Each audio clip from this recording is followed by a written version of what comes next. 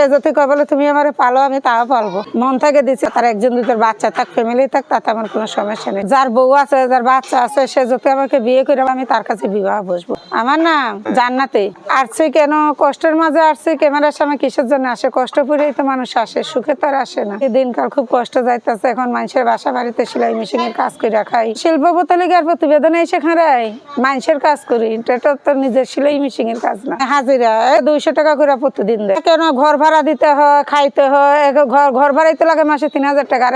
আর একটা মাসে কি 3000 টাকা কি সংসার চলে নাকি? একটা বুড়া মা আছে, সাথে মাকে নিয়ে থাকি। বিয়ে শাদী হয়েছিল, তালাকনামা হয়ে গেছে, ওইটা বিয়ে করছে সে। এখন আমি বিয়ে বসে, বুড়া মাটা আছে, মাটাকে নিয়ে থাকি, তার জন্য বিয়ে বসি নাই। মানুষ যৌতুক চা, যৌতুকে টাকা পয়সা দিতে পারি না, এর জন্য গরিব ঘরের মেয়ে, সে সমর্থ নাই। এখন শুনেন, যার বউ আছে, যার বাচ্চা আছে, সে যদি আমাকে বিয়ে করে আমার মাটার দায়িত্ব নেই, বুড়া, আমি তার কাছে বিবাহ বসবো। সত্যি কথা, কিন্তু বিয়ে তো ছেলের কাছে বিবাহ। মন থেকে দিচ্ছি যে যারা একটা বুড়া মানুষ দেখে বিয়ে বসবো, তার সেবা যত্ন করবো, আমার মাটাকে দেখবে, বুঝছেন, তাকেই আমি বিয়ে করবো। তার একজন দুটোর বাচ্চা থাক, ফ্যামিলি থাক, তাতে আমার কোনো সমস্যা নেই। সে আমাকে 2 মুঠো 2 বার ডাল ভাত খাওয়াইতে পারলেই হবে। 4-5টা বাচ্চা থাকলেও পালবো। সে যদি কয় বলে তুমি আমারে পালো, আমি তাও পালবো, তারাও পালতে পারবো। সে যদি আমাকে খাওয়াইতে পারে, তো পালার সমস্যা কি? আমি চালাবো কি?